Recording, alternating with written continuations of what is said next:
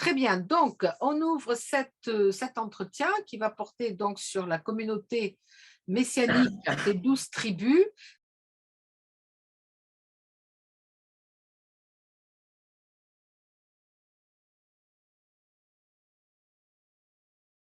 et plus particulièrement sur celle qui est installée à Sus, qui est un petite ville, enfin un petit village, hein, juste à la frontière de Navarinx, enfin à la frontière, aux confins de Navarinx, dans le Béarn.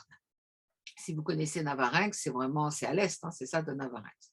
Voilà, donc je vous présente Guillaume, puisque c'est avec vous finalement que j'ai le plus discuté au fil des années, et on se connaît maintenant depuis un certain nombre d'années. Je crois que la première fois que je suis venue vous voir, c'était en 2014, et je suis venue vous voir parce que c'est par les États-Unis en fait que je vous ai connu, puisque mes amis Suzanne Palmer, qu'on verra d'ailleurs sur une photo tout à l'heure, et puis Jim Richardson, avec qui je suis justement en contact là aujourd'hui, étaient venus vous voir suite à divers problèmes juridiques que vous avez eus et qu'ils aiment bien étudier pour montrer comment en France la liberté religieuse est tout à fait relative. Et donc, il m'avait parlé de vous. Et j'avoue que pendant très longtemps, je n'ai pas eu l'idée de venir vous voir puisque j'étudiais essentiellement les religions aux États-Unis. Puis je me suis dit, après tout, c'est un groupe d'origine américaine et donc je suis venue vous voir et on a passé de longs moments à discuter puisque je vous posais plein de questions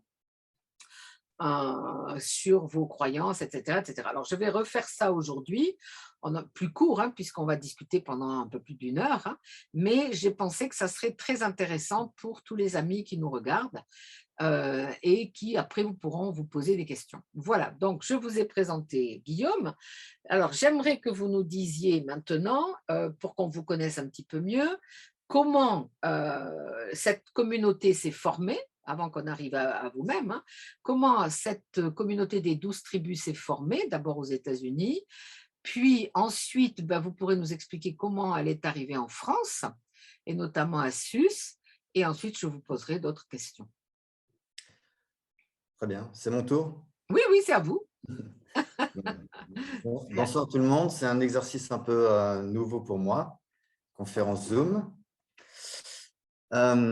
Donc, les débuts de la communauté. Alors, la communauté débute au tout début des années 70. Vraiment, quand un homme d'une trentaine d'années aux États-Unis, qui était originaire du sud des États-Unis, donc de cette région qu'on appelle le Bible Belt, qui est une région très chrétienne, donc qui a grandi dans un environnement chrétien, qui avait des parents qui allaient à l'église, etc., qui lui-même a fréquenté beaucoup d'églises, mais n'était jamais vraiment satisfait. En fait, quand il raconte son témoignage, il dit lui-même qu'il n'a jamais eu l'assurance d'être passé de la mort à la vie, comme ça le dit dans la Bible, d'avoir été sauvé. Et donc, il a eu sa vie un peu dévergondée. Et à un moment, il s'est passé quelque chose dans sa vie qui fait qu'il a vraiment voulu, dans un sens, donner sa vie à Dieu, mais de telle manière qu'il s'est dit, tout ce que je veux faire, c'est aimer. Et il a connu la révélation que Dieu était amour et que tout ce que lui voulait faire en retour, c'était aimer son prochain. À l'époque, il était volontaire dans une rescue mission, ce qu'on appelle aux États-Unis, c'est-à-dire un endroit du type Emmaüs. Il était volontaire dans un endroit comme ça. Et voilà, et c'est là qu'il a vraiment, il s'est vraiment rendu à la volonté de Dieu et désirait que Dieu puisse l'utiliser pour aimer les autres autour de lui. Et donc, il était croyant, il croyait dans la Bible, dans le Jésus de la Bible. Et ce faisant, il a rencontré celle qui allait devenir son épouse. Et donc, ils se sont mariés. Ils sont revenus. Alors, le passage que j'ai dit, la Rescue Mission, ça se situait en Californie, alors que lui est originaire du Tennessee. Et il a rencontré sa sa future épouse dans les montagnes du Wyoming. Et suite à ça, ils se sont mariés et sont retournés dans la ville natale de lui. Et ne sachant trop que faire avec cette foi qu'ils avaient, ils ont simplement décidé d'ouvrir leur maison et de recevoir quiconque voulait lire la Bible avec eux. Et ceux qui ont répondu étaient surtout des jeunes. Lui, il avait à l'époque 33, 34 ans, si je fais pas d'erreur. Donc, les premiers qui ont répondu à sa porte ouverte étaient beaucoup de jeunes. Et il dégageait une telle hospitalité, lui et sa femme, que ça a commencé que ces jeunes qui venaient les voir de temps en temps pour ce qu'on appelle dans le monde chrétien Bible Study, eh bien, ils ne voulaient plus les quitter. Et donc, ils ont commencé à dire, tiens, est-ce qu'on peut rester avec vous? Est-ce qu'on peut s'aimer les uns les autres tous les jours, rester ensemble? Et spontanément, s'est créée une communauté de 4, 5, 6, 7, 8 personnes qui se sont rajoutées petit à petit. Donc ça, c'était une communauté spontanée. Et ce n'est que plus tard,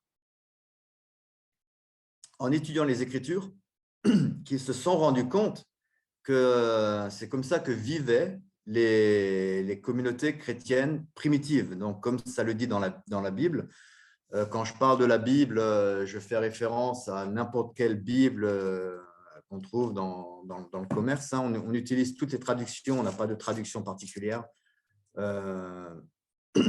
et dans toutes les langues. Et donc, la Bible, vous connaissez, il y a dans l'Ancien Testament, le Nouveau Testament. Le Nouveau Testament, vous avez les 4 évangiles.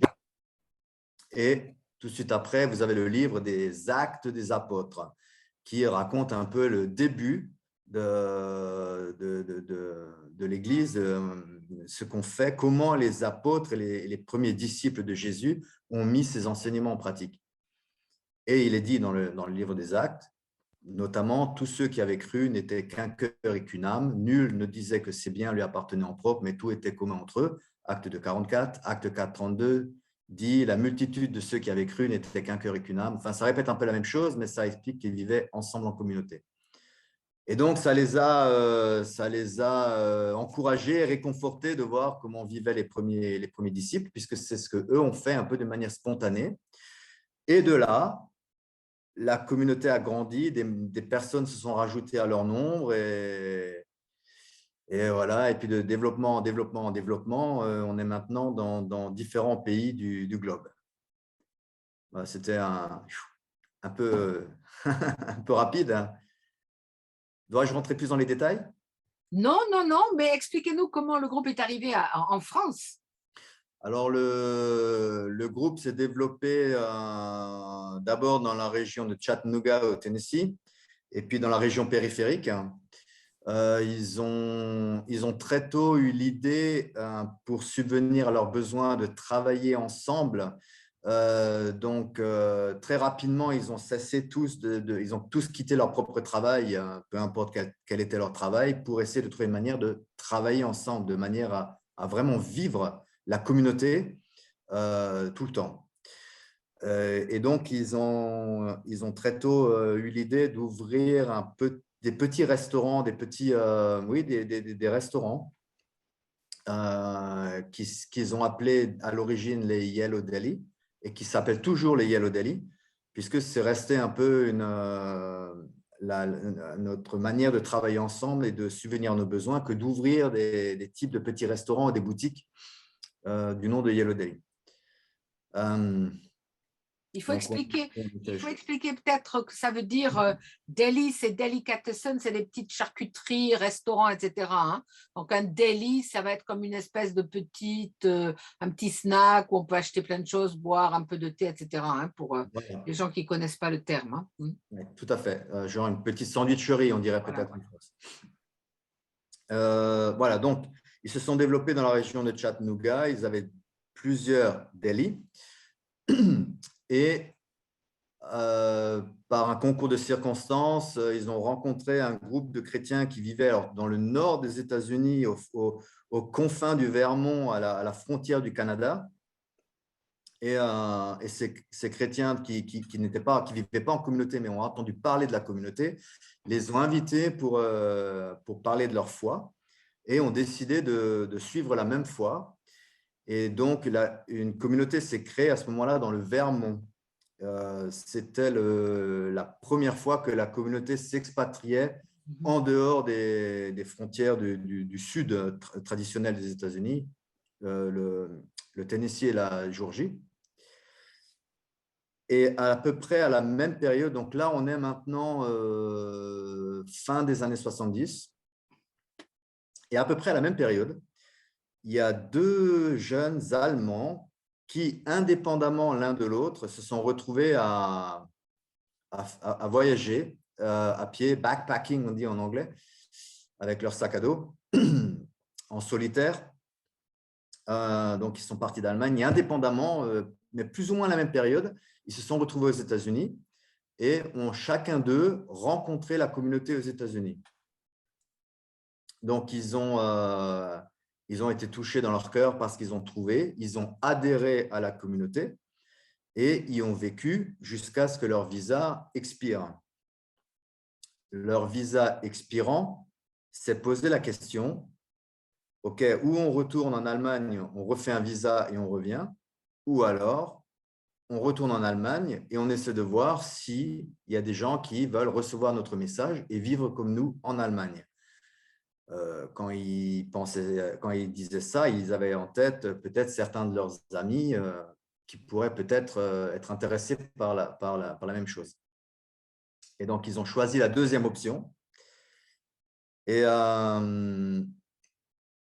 donc, ces deux Allemands, plus quelques Américains, sont donc partis en Allemagne pour rencontrer en Allemagne des personnes qui seraient intéressés par leur message et par la vie qu'ils avaient. Et le pari a été gagnant puisqu'il y a des personnes qui les ont reçus. Et donc, c'est comme ça que la communauté s'est cette fois exportée sur le continent européen en Allemagne. Et là, on est, je crois, 1979-1980. Donc, une communauté démarre dans le sud de l'Allemagne, dans le Bade-Württemberg, et ils vivent là et se développent tout doucement pendant, on va dire, 2 ans. Et donc, des Allemands commencent à se rajouter à eux petit à petit. Il y a une Française qui se joint à eux, qui les a rencontrés parce qu'elle faisait du babysitting en Allemagne. Donc, elle a rejoint la communauté donc début des années 1980 ou 1981. Une Française, beaucoup d'Allemands, quelques Américains et après un Canadien, enfin différentes petites nationalités comme ça. Et les premiers enfants, donc il y a une personne arrive avec des enfants en âge de scolarité, rejoint la communauté avec des enfants en âge de scolarité. Or, à l'époque déjà, en Allemagne, l'éducation à domicile était interdite, puisque c'est une de nos convictions profondes, qu'on est responsable de l'éducation, comme disait votre collègue tout à l'heure, il disait c'est les parents qui éduquent leurs enfants, et pour nous, c'est les parents qui les instruisent aussi. Donc, ça fait partie de nos convictions de ne pas envoyer nos enfants à l'école, mais de s'occuper de leur éducation et de leur instruction, puisqu'on est commandé d'élever nos enfants dans les voies de Dieu. Voilà. Donc, c'était déjà le cas. Donc là, je vous dis, c'était il y a maintenant 1982, donc 40 ans. 40 ans déjà. 40 ans, oui. Oui, voilà. 40 ans. Donc, voilà, les premiers enfants en âge de scolarité sont dans la communauté. Donc, ça commence déjà la question de comment est-ce qu'on va faire pour les instruire, puisqu'il n'y a pas de possibilité légale en Allemagne. Ça, c'était une difficulté. Une autre difficulté était que la maison dans laquelle ils étaient, qu'ils louaient depuis 2 ans, allait être détruite pour construire un grand ensemble. Donc, le propriétaire voulait investir. Donc, ils n'avaient pas la possibilité de rester là où ils étaient. Et donc, l'un dans l'autre, ils ont décidé de partir en voyage, en pèlerinage. Et donc, ils se sont mis dans 2 gros véhicules Et ils ont décidé de partir en pèlerinage à travers l'Europe à la recherche d'un endroit où ils pourraient s'installer, vivre, se développer en paix et éduquer leurs enfants. Ils ne savaient pas où ils allaient, donc ils ont quitté l'Allemagne. Ils ont commencé à voyager. Ils ont voyagé comme ça pendant 1 an. Donc là, on est le début de leur voyage, début de l'année 1982, puisqu'ils ont voyagé pendant 1 an. Donc, ils ont traversé la France, ils sont entrés en Espagne, ils ont fait le nord de l'Espagne, ils sont descendus le long du Portugal. Et après de longs mois de voyage, ils sont rendus dans un petit village au sud de l'Espagne, à côté de Malaga, un petit village qui s'appelle Neja.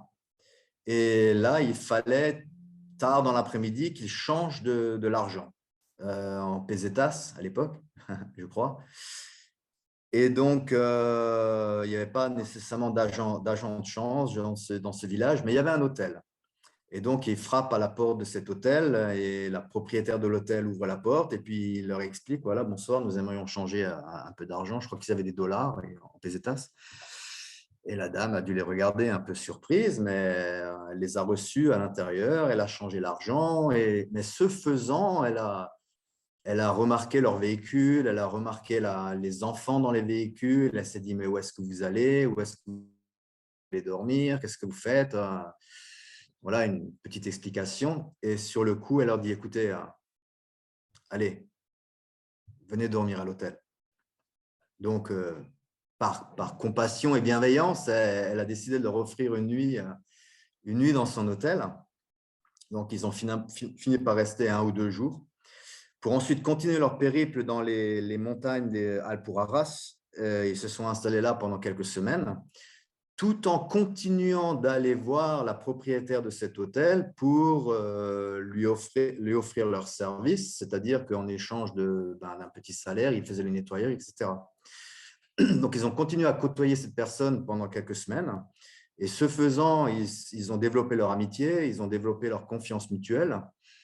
Et à un moment, cette dame leur dit, écoutez, j'ai peut-être quelque chose qui peut vous convenir. Et là, elle leur explique un peu son histoire et elle disait, voilà, moi j'habitais avec ma famille dans le sud de la France, dans le Béarn. On avait une grande maison, on avait des affaires à droite et à gauche et mon mari est décédé dans un accident de voiture. Et donc, j'ai déprimé, je ne voulais pas rester dans cette grande maison toute seule avec mes enfants et donc je les ai pris et je suis venu dans mon hôtel au sud de l'Espagne. Et depuis, ma grande maison est vacante. Personne ne s'en occupe. Je vous propose de venir l'occuper à titre gratuit en échange ah voilà, ouais, La montre. la petite maison de la dame. Et en fait, elle parlait de ça. Donc, c'est elle qui était la propriétaire de cette maison à Sus, à côté de Navarrenx. Et elle propose donc à cette vingtaine de personnes de venir loger là gratuitement en échange de la maintenance de la propriété. Et donc, très bien, ils sont très contents, ils se mettent en route. Et quand ils arrivent sur le lieu, là, on est en mars 1983, ils arrivent, ils découvrent cette grande maison avec ses tours, avec son allure de château, et ils peuvent à peine y croire, quoi, que wow, ça, c'est la maison que Dieu nous a donnée, enfin, réponse à nos prières. Et surtout, réponse aux prières de cette sœur, la seule française qui avait dans ce groupe, qui avait son prénom d'état civil Brigitte, mais on a pour coutume, je dirais, c'est pas systématique, mais on aime bien se donner un prénom hébreu les uns les autres, puisque les prénoms hébreux ont une signification, on pourrait y revenir. En tout cas, Brigitte, ses amis ont commencé à l'appeler Tabitha, du nom d'une sœur dans le livre des Actes. Voilà. Et donc, Tabitha priait, ah, mais Père, si c'est ta volonté, fais qu'on puisse s'établir en France, alors qu'ils étaient encore au Portugal, en Espagne. Et d'un seul coup, notre Père leur donne une maison en France par le biais de cette dame qu'ils ont rencontrée au sud de l'Espagne. Et donc, en honneur à Tabitha et aux prières qu'elle avait offertes, le petit groupe a nommé la maison l'endroit de Tabitha, ou Tabitha's Place en anglais. Et donc, voilà, ça c'est l'origine du nom Tabitha's Place aussi, qui a fait la une des médias pendant longtemps, longtemps, longtemps. C'était uniquement au début le nom qu'ils ont donné à l'endroit à cause de cette sœur qui avait prié pour pouvoir s'établir en France. Voilà, donc l'histoire de notre arrivée là où nous sommes toujours, 40 ans après, donc en mars 1983. D'accord, Et suite à ça, la propriétaire a fait des facilités pour qu'on puisse devenir propriétaire. Donc depuis, nous sommes devenus propriétaires. très bien. Et cette dame est décédée, pardon. D'accord. Oui, oui, parce que je pense qu'elle devait être quand même très âgée déjà quand elle vous a donné la maison, non? Et alors justement, mais vous, vous n'êtes pas arrivé à ce moment-là. Est-ce que vous pouvez nous expliquer comment vous, vous-même, vous avez rencontré la communauté? Quand est-ce que vous êtes arrivé à Sus? Moi, je suis arrivé la première fois à Sus 10 ans après. Ah, d'accord. En 1993, pendant les vacances scolaires, puisque j'étais étudiant à l'époque, À Strasbourg, vous venez de Strasbourg?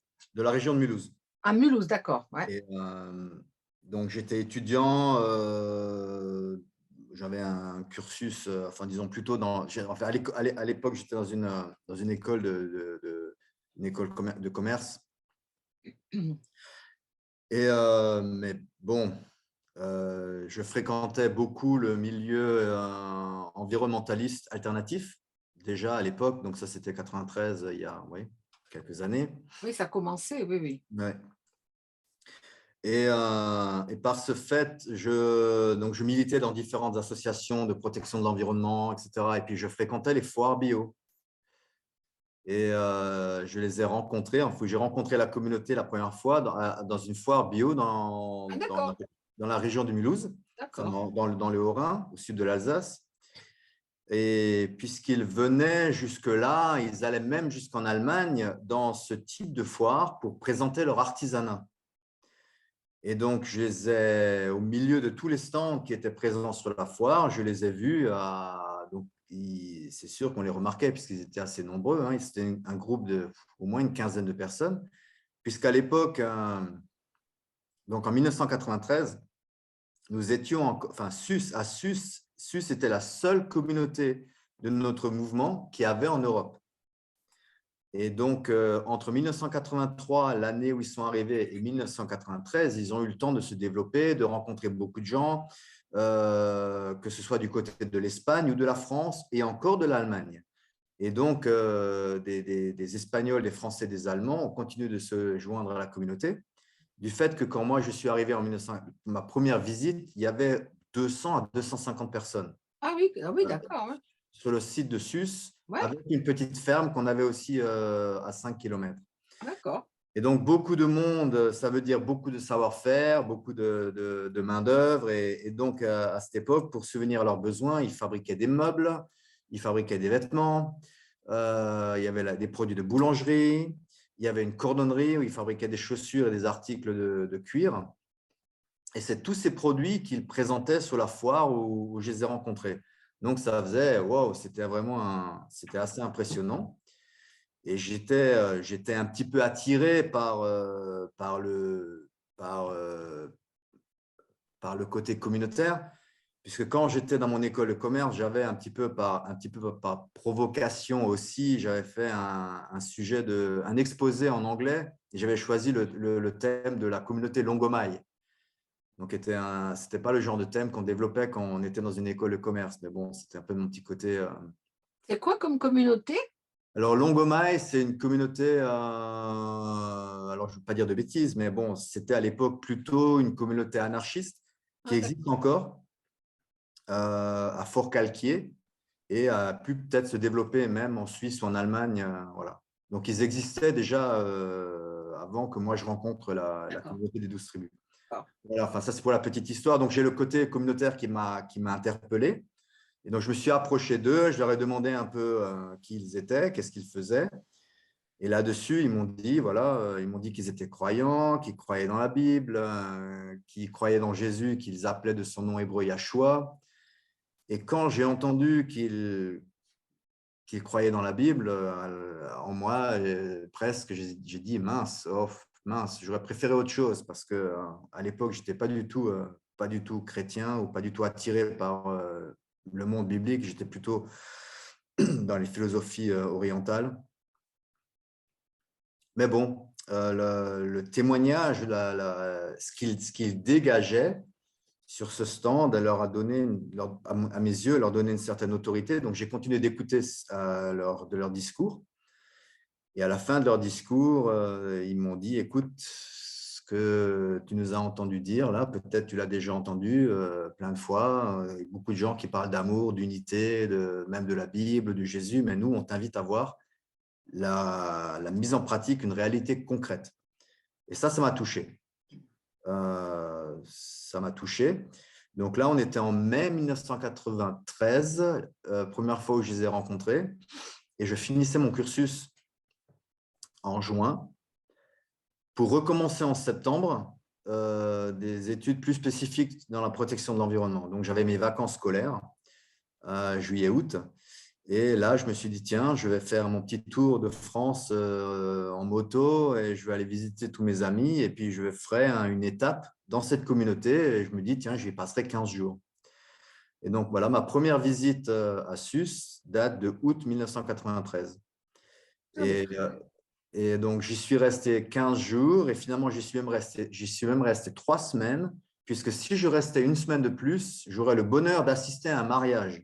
Ah oui, Voilà. on en parlera tout à l'heure, mais c'est vrai que c'est extraordinaire, les mariages, oui. Alors, après avoir passé 15 jours avec eux, avoir connu leur foi et vu le témoignage de leur vie, et avoir été touché par tout ça, je voulais vraiment assister à un mariage, d'autant plus que moi, à l'époque, jeune de cette société, je n'avais pas le mariage dans ma ligne de mire, au contraire. J'avais que des exemples de gens autour de moi qui divorçaient. Enfin, le mariage n'avait pas beaucoup de sens, on va le dire comme ça. C'est personnel, hein. Mais donc là, je voyais que ça commençait à prendre sens. Et donc, je voulais assister à un mariage. C'est ce que j'ai fait. Et puis, ça a été un peu un gros coup de marteau sur le clou, hein. Je ne suis pas resté tout de suite à la communauté. Je suis reparti après 3 semaines. J'ai repris mes études en septembre. Mais très vite, les semaines passant, tout a commencé à perdre de sa saveur et je ne faisais que penser à la communauté. Et donc, j'ai tout mis en place pour tout arrêter. Et en fait, j'ai rejoint la communauté en février 1994. Donc, voilà. Ça m'a pris un petit peu de temps quand même pour digérer tout ce que mais j'avais. c'est extraordinaire parce que jamais on s'était parlé de ça. Donc, je découvre comment vous y êtes arrivé. C'est très, très intéressant.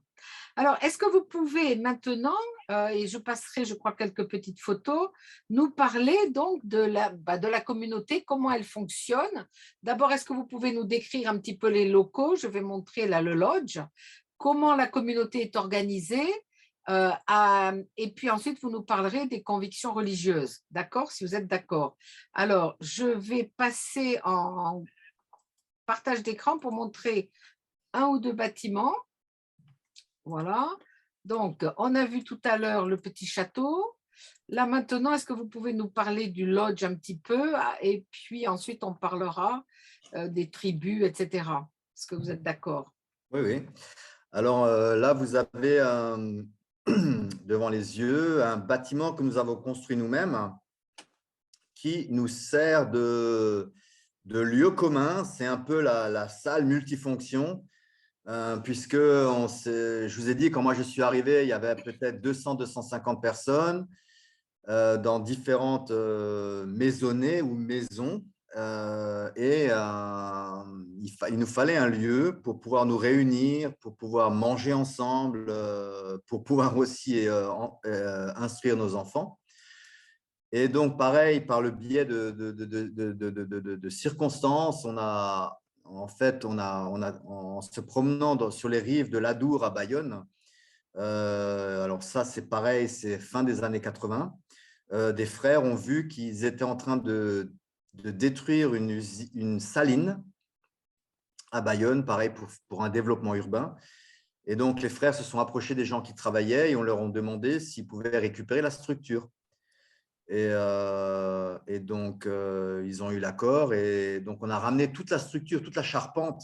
Oui. Vous n'avez pas de photo intérieure, Alors, hein? justement, je suis en train de me demander parce que j'ai plein de photos, mais je ne sais plus si j'ai des photos de la structure, mais je ne les ai pas prises ici. Je ne les ai pas mises ici. Je suis désolée. Enfin bon, Non, de c'est pas toute grave. manière, voilà, ils ont récupéré la structure qui était une grande charpente C'est de, alors, hexagonal, non? C'est hexagonal? hexagonale, je crois que ça fait 16 mètres de diamètre. Ouais, ouais, ouais. Et ils l'ont remonté à Sus au début des années 90 et petit à petit, on l'aménage, on améliore le bâti. Et voilà, et donc ça nous sert de salle alors de réunion, ça nous sert de cuisine, de réfectoire, de lieu où on instruisait nos enfants puisqu'on ne peut plus le faire. Voilà, c'est D'accord, la salle multifonction, on va dire. d'accord. Et alors, est-ce que vous pouvez justement, avant qu'on parle des journées, hein, de l'organisation des journées, nous donner vos convictions, puisque bon, vous avez parlé évidemment de la Bible, des Actes des Apôtres, mais euh, pourquoi vous appelez les 12 tribus et communautés messianiques? Alors, communauté messianique, nous gardons les… Ok, on parle de 12 tribus, ça fait référence aux 12 tribus d'Israël. Si on dit nos prénoms hébreux ou si on dit qu'on garde le Shabbat ou qu'on garde les fêtes, alors je ne vais pas dire les fêtes juives, mais les fêtes bibliques de l'Ancien Testament, donc des gens pourraient penser que nous sommes des juifs. On nous pose souvent la question. Donc, communauté messianique, ça veut dire que bon, déjà, nous vivons en communauté parce que nous croyons dans le Messie. Nous croyons dans le Messie, mais on continue d'étudier et de lire l'Ancien Testament. Alors, il faut préciser, quand vous dites que vous croyez dans le Messie Jésus qui est déjà venu, hein, Tout à parce que fait. sinon, dans Voilà. le judaïsme, vous avez la croyance dans un Messie, mais qui n'est Voilà. toujours pas arrivé. Hein. Tout à fait. Tout à fait. Donc, voilà. Et qu'on appelle d'ailleurs de son nom hébreu Yahshua. D'accord, voilà. Et pourquoi vous avez choisi justement les noms hébreux? Yahshua, par exemple, le Shabbat et tout ça. Parce que pour nous, c'est comme ça qu'il s'appelait. Hein. C'est comme si, je ne sais pas, vous avez quelqu'un qui s'appelle Guillaume. Tiens, Guillaume en anglais, c'est William. Si quelqu'un dans la rue crie William, William, je ne vais peut-être pas forcément me retourner, à moins qu'il m'appelle Guillaume. Donc, voilà, bon, c'est juste simplement parce qu'on pense que c'était son nom. D'accord. Excusez-moi, là, j'ai un petit… Alors, est-ce que vous pouvez nous expliquer quand même ce que vous entendez par les 12 tribus? Pourquoi cette référence aux 12 tribus? Parce qu'on pense que la volonté de Dieu ne change pas. C'est que lui, qui est esprit, il veut se faire connaître aux hommes, il veut ramener l'homme à lui, l'homme qui s'est égaré depuis la chute. Et Dieu veut le ramener à lui et il ne peut pas sortir la tête des nuages et dire « Hé, être humain, regarde, je suis là, c'est moi, Dieu, qui t'ai créé, j'ai un but pour toi. » Il ne peut pas faire ça puisqu'il est esprit. Et donc, s'il veut toucher les gens, il faut qu'il le fasse à travers d'autres personnes. Et des personnes qui par leur témoignage, c'est-à-dire leur message, mais aussi leur façon de vivre, puissent être un exemple, puissent être un témoignage qui puisse toucher le cœur des gens, qui puisse faire croire aux gens que Dieu est amour, que Dieu les aime, que Dieu est unité, etc. Et alors, comment est-ce que Dieu va se créer un peuple? Eh bien, il va commencer avec un homme. Et voilà. Et puis, il a choisi Abraham. Ça a commencé avec Abraham. Il a fait des promesses à Abraham. Abraham a eu un fils, Isaac, qui a eu un fils, Jacob, et qui a eu 12 fils qui se sont développés en 12 tribus, qui sont devenues les 12 tribus d'Israël de l'ancienne alliance, de l'Ancien Testament. J'essaie de simplifier. Et donc, c'était ces 12 tribus qu'on appelait Israël, à qui Dieu a donné ses commandements et à qui il a dit, voilà, vous serez mes témoins sur la terre. Et bon, malheureusement, ils ne l'ont pas été. Ils n'ont pas gardé leur part de l'alliance et au point même d'être dispersés. du fait qu'aujourd'hui, on ne sait même plus qui. On sait un peu qui sont les descendants de la tribu de Juda et de Benjamin, puisque ce sont les Juifs d'aujourd'hui. Mais en ce qui concerne les autres tribus, elles ont été assimilées dans le monde. Donc, Israël, 12 tribus, n'existe plus. Mais il y a beaucoup de prophéties qui disent que cet Israël allait être restauré. Il allait y avoir une restauration de 12 tribus. Et la lecture que l'on fait du Nouveau Testament nous permet de voir que les premiers chrétiens semblent avoir restauré 12 tribus aussi. Ils étaient aussi 12 tribus. À un moment, Paul, dans les Actes, vous trouvez ça dans Acte 26, s'adresse au roi Agrippa et il lui dit, voilà, roi, enfin, il fait sa défense puisqu'il était, il était accusé de quelque chose. Et dans sa défense, il dit, eh bien, l'espoir que les Juifs ils ont, c'est ce que nos 12 tribus aspirent aussi en donnant leur vie à Dieu nuit et jour. Et donc, quand il dit nos 12 tribus, il ne parlait certainement pas des anciennes tribus qui avaient déjà disparu. Donc, il parlait de qui? Quelles sont ces 12 tribus? Voilà, et d'autant plus que dans le livre de l'Apocalypse, il fait mention aussi des 12 tribus, puisque l'épouse, d'après les lectures que nous faisons, l'épouse du Messie, l'épouse de l'agneau, qui est son peuple, est une femme avec une couronne de 12 étoiles. C'est la cité sainte à Nouvelle-Jérusalem avec 12 portes, une porte pour chaque tribu. Voilà, enfin, simplement que nous croyons dans une prophétie de Yahshua qui a dit qu'à la fin de cet âge, l'esprit d'Élie viendrait pour restaurer toute chose. Et donc, nous pensons que le plan de Dieu il reste le même, c'est d'avoir sur terre un peuple qui puisse être un témoignage et que ce peuple soit formé de 12 tribus.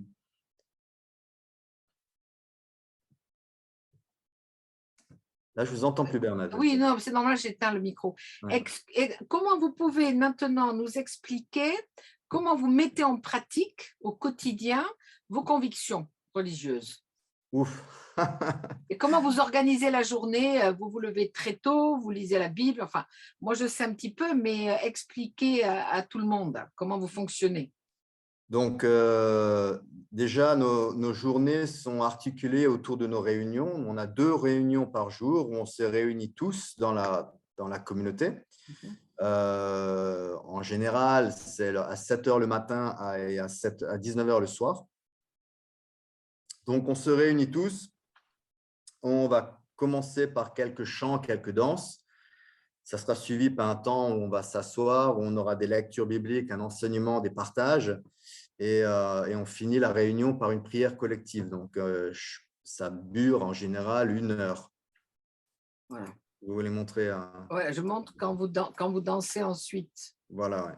Donc, ça, c'est à l'intérieur du bâtiment qu'on a vu tout à l'heure.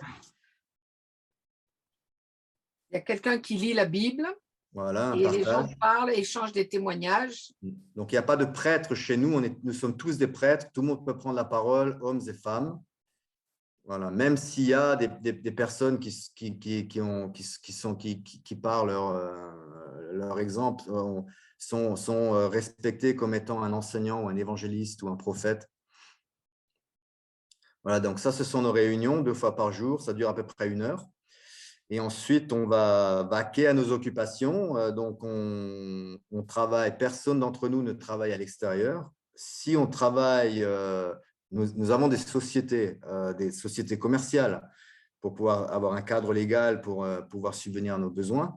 Et dans le cadre de ces sociétés commerciales, par exemple, on a une société pour toutes nos activités de distribution alimentaire, pour les marchés.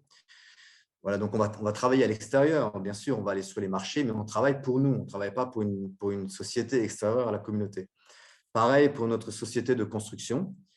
On peut travailler sur des chantiers à l'extérieur, mais ce sera notre société. Donc, on travaille tous ensemble, certains dans nos sociétés commerciales, d'autres vont travailler au sein de la communauté, dans les jardins, dans les espaces verts, dans la maintenance de la maison, l'instruction des enfants, la cuisine, etc., etc. Et donc, on sait tous plus ou moins dans quelle équipe on est. puisqu'en général, on fonctionne, on est dans une certaine équipe, ça peut changer, ça tourne. Et donc voilà, on se retrouve après pour le… Oui, alors ça, c'est… Là, ce que vous montrez, comment expliquer? Chaque couple d'oiseaux représente une équipe. Donc, on a divisé à ce moment-là, quand vous avez pris cette photo, la communauté était divisée en 4 équipes. Et ça, c'est notre emploi du temps pour le week-end.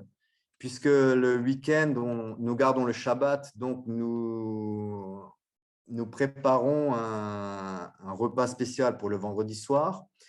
Donc, il y a une équipe qui s'occupe de ça. Il y a une équipe qui s'occupe des repas du Shabbat, puisqu'on ne cuisine pas le jour du Shabbat, donc les repas sont préparés à l'avance. Donc, une équipe s'occupe de ça. Une équipe s'occupe du repas du samedi soir, où c'est le moment où on se réunit, on va partager le pain et boire la coupe, donc ce qu'on appelait la Sainte Seine dans la Bible. On fait ça tous les samedis soirs. Et donc voilà, ça c'est les 4 équipes, et puis ça va plus ou moins tourner. Une semaine, une équipe fait ça, l'autre semaine, l'autre équipe fait ceci. Voilà. Donc ça c'est pour le week-end. Sinon, pour la semaine, il y a des réunions assez régulièrement. On fonctionne en collège, donc que ce soit entre hommes ou entre femmes, ou des fois des meetings, des réunions avec des couples, pour ce qui concerne l'organisation quotidienne. Donc, dans quelle équipe on va aller tel et tel, comment est-ce qu'on fait pour amener tel et tel chez le médecin, comment on paye les factures, etc. etc. Voilà. Oui, moi j'ai été tout à fait impressionnée là, à chaque fois que je suis venue, et que ça soit chez vous ou dans la communauté en Allemagne ou même aux États-Unis, du parfait fonctionnement des équipes. Et moi qui ai des enfants, j'avais particulièrement apprécié quand vous organisez les repas, puisque telle semaine, ça va être les filles qui font ceci et les garçons qui font autre chose. Et je me souviens de mon premier repas, je crois, de Shabbat, où c'était les garçons qui devaient débarrasser, faire la vaisselle, et donc les filles pouvaient faire autre chose. Donc j'avais trouvé que ça marchait vraiment sur des roulettes chez vous. C'était tout à fait impressionnant. C'est vrai qu'après 40 ans, on commence à être rodé un peu. Mais on retrouve un petit peu effectivement les mêmes emplois du temps dans les autres communautés. J'ai beaucoup de photos, mais bon, j'en ai trié que quelques-unes. J'avais pris des photos un peu similaires en Allemagne aussi, etc. Voilà. Et alors, est-ce que vous pouvez, là, puisqu'on a parlé du Shabbat, là, c'était des photos, je pense, de Shabbat. J'en montre d'autres de Shabbat que j'ai prises là au Canada, à Nelson, chez vos amis et vos frères de Nelson. Mais est-ce que vous pourrez nous expliquer, une fois, maintenant vous avez parlé un petit peu du Shabbat, mais les autres fêtes que vous organisez, qui sont effectivement des fêtes hébraïques, parce qu'elles sont tout à fait intéressantes. Alors, je fais aussi, encore une fois, un partage d'écran pour montrer cette fête. Alors, là, c'est ici, c'est chez… Voilà, ça, c'est… Pardon, excusez-moi. C'est une fête, c'est à Nelson. Vous devez, je ne sais pas si vous y êtes allé. C'est Non. amusant parce qu'ils ont fait une salle qui ressemble un petit peu à celle que vous avez à Sus, qui est beaucoup moins grande, mais qui est dans le même style. Et là, j'y étais la dernière fois où on pouvait voyager, donc en 2019. Là, vous reconnaissez Suzanne Palmer. J'étais avec ma cousine qui est là et on avait trouvé des Québécois. Comme ma cousine ne parle pas vraiment anglais, elle s'était mise à la table des Québécois, donc qui parlaient évidemment français. Et ça, c'était donc une des fêtes. Voilà, ça c'est le couple de Québécois. Et ensuite, il y a eu un petit orchestre. Les garçons nous ont joué des airs, etc. Ça, c'est une note. Non, ça, c'est chez vous. C'est votre famille, ça, non? Non, Attendez. non, non, C'est non, c'est là-bas au aussi. Canada C'est aussi. là-bas, oui, c'est à Nelson. Mm. Voilà. Et ça, c'est les activités. Bon, je voulais la garder pour les activités commerciales, mais vous me voyez à l'œuvre, on faisait du pesto. Donc là, j'allais coller les étiquettes sur les bocaux de pesto. Vous avez Suzanne, ma cousine et moi-même en train de travailler. Voilà, on fait du pesto, puisqu'après, le pesto allait être vendu. Voilà. Alors là, on arrive aux fêtes. Voilà. Est-ce que vous pouvez nous en parler? Alors, comme vous l'avez dit, enfin, on célèbre les fêtes que Dieu a données à Israël dans l'Ancien Testament. Simplement que on sait que tout ce qui est de l'Ancien doit être amené dans le Nouveau d'une manière nouvelle et vivante, puisque ça dit qu'à travers le Fils de Dieu, il a ouvert a new and living way. Comment, je ne saurais même pas comment le dire en français. Chemin. Je lis plus Un chemin nouveau, la voie, une voie nouvelle. une voie nouvelle et vivifiante, voilà. Ah. Ouais.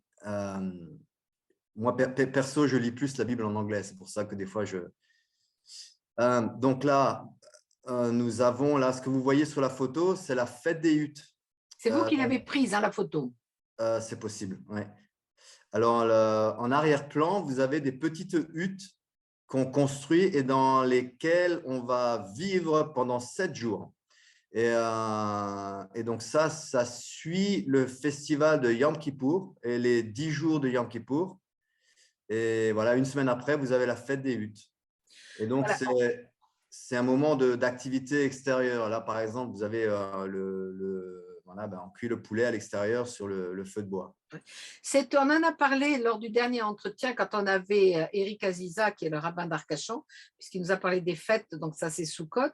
C'est en commémoration de la traversée du Sinaï, hein, si je me souviens bien, tout à fait, par Moïse et son peuple. Hein. D'accord. Alors ensuite, je crois que ça c'est encore les huttes. C'est vous aussi, je crois, qui avez pris cette photo. Oui, c'est ça, je crois. C'est vous, oui. Où elle est très, très belle. Parce qu'on voit tout le monde. Là, je suppose que vous êtes en train d'échanger des témoignages ou quelque chose comme ça. Ça ressemble au début de notre réunion, quand on est encore debout et qu'on chante des chansons ou qu'on a des petites danses. Voilà. Alors, on voit bien aussi là comment vous êtes habillés, puisque les femmes ont le foulard noué un petit peu à l'israélienne. Hein, et vous avez les femmes ont des grandes robes qu'elles font elles-mêmes, je pense. Vous pouvez expliquer un petit peu comment vous êtes habillés? Notre tenue vestimentaire, c'est surtout d'essayer d'être modeste, de ne pas trop montrer les formes. Et, voilà. Et, en ce qui concerne le couvre-tête, ça c'est biblique. Hein, vous pouvez lire Paul aux Corinthiens, où il va parler du couvre-tête pour les femmes. D'accord. Et là, justement, j'ai une photo. Alors, normalement, j'aurais dû la mettre avant. J'ai mal, excusez-moi, puisque c'est quand on souffle dans le chauffard pour annoncer les moments de prière, c'est ça, et les fêtes. Vous pouvez expliquer un petit peu? Eh bien, le son du chauffard indique les moments où on est appelé à se rassembler. Voilà. Et alors, à part les fêtes, à part la fête des tentes, est-ce que vous pouvez nous expliquer les autres fêtes que vous célébrez?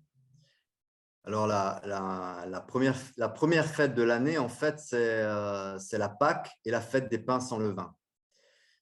Donc, je disais que les fêtes hébraïques prennent pour nous de profondes significations spirituelles. Et tout ça, c'est basé sur la compréhension qu'on tire des textes bibliques, anciens et nouveaux. Et donc, la fête des pains sans levain sera, donc pendant 7 jours, on va effectivement manger des pains sans levain. Et on va se débarrasser de tout levain, on va nettoyer nos maisons, etc. Ça, c'est ce qu'on fait matériellement, mais spirituellement, on va dédier cette fête à détecter et se débarrasser de toute forme de levain entre nous. Donc, le levain, qu'est-ce que ça fait? Ça fait monter la pâte, ça met des bulles d'air entre les grains de farine. Et pour nous, c'est tout ce qui pourrait nous séparer, ces bulles d'air, qui pourraient nous aliéner les uns des autres, parce qu'évidemment, la vie communautaire, c'est quelque chose qui n'est pas facile. Vous avez une prophétie dans Ézéchiel qui dit qu'un jour, un arbre grandira où les oiseaux de tous les plumages pourront nicher ensemble. Donc, on prend ça très à cœur, puisque l'arbre, pour nous, c'est nos communautés où des oiseaux de tout plumage peuvent venir nicher ensemble, ce qui est naturellement pas possible, puisque naturellement, les oiseaux se rassemblent selon leur plumage. Alors, vous imaginez bien que si vous avez dans un arbre le hibou qui dort la journée et chante la nuit, à côté de la pie qui jacasse tout le temps et qui embête tout le monde, et puis l'autre, enfin, vous voyez Donc, voilà, ça, c'est la vie communautaire. Ça provoque des frictions. Enfin, ça pourrait provoquer… Ça provoque des frictions, puisqu'on c'est pas qu'on a une vie idyllique. Mais c'est ça qui nous demande de nous pardonner les uns les autres au quotidien. Et c'est ça qui participe aussi au témoignage, parce qu'il y a quelque chose de naturellement impossible à l'homme. qui peut être fait par Dieu, d'avoir des hommes de toute origine qui vivent ensemble en unité. Ce qui est d'ailleurs l'accomplissement d'un psaume de David, le psaume 133, qui dit « Regarde, voici, regarde qu'il est doux et agréable pour des frères de demeurer unis ensemble. » Et ce qui rejoint même aussi les paroles du Fils de Dieu quand il dit à ses disciples le monde saura que vous êtes mes disciples parce que vous vous aimez les uns les autres. Ça, c'est dans Jean 13. Et dans Jean 17, il prie à son Père que tous ceux qui croient en lui soient un, en parfaite unité, afin que le monde croie. Donc voilà, donc pour nous, c'est vraiment les deux piliers du témoignage que Dieu a besoin d'avoir sur cette terre. C'est des gens qui s'aiment et qui sont en unité les uns avec les autres. Et donc, pour ça, on a le festival de la Pâque et de la fête des pains sans levain, où on va parler les uns avec les autres de toute bulle d'air qu'il peut y avoir entre nous pour s'en débarrasser afin d'être de nouveau un. Donc ça, c'est la Pâque. Donc ça, c'est au printemps. On suit le calendrier lunaire. Donc, la Pâque ne va pas être le même jour tous les ans, hein, puisqu'on suit le calendrier lunaire. Donc, vous avez la Pâque. Donc, la Pâque, ensuite la fête des pains sans levain. Et en automne, vous aurez les 10 jours qui mènent à Yom Kippour. Et là, on va parler pendant ces 10 jours, mais c'est toujours pareil, un peu dans ce but d'arriver à cet amour et cette unité parfaite. Et pendant les 10 jours de Yom Kippour, on va plus parler de ce qu'on appelle nos iniquités, c'est-à-dire les voies blessantes qu'on peut avoir, les manières dont on peut encore être égoïste ou orgueilleux, ou enfin toutes ces espèces de voies tordues qui sont dans notre ADN presque, hein, et qui s'expriment. Et qui s'expriment ensuite par ce qu'on fait, comment on le fait, ce qu'on dit, comment on le dit, ce qu'on pense. Tout ça, ça vient de choses qu'on a pu hériter de nos parents, qui eux-mêmes l'ont hérité de leurs aïeux. Souvent, on dit tel père, tel fils, quoi. Donc voilà, là, je suis obligé de vous faire une version très, très simplifiée de choses qui sont pour nous extrêmement profondes et qu'on prend des années à essayer de comprendre.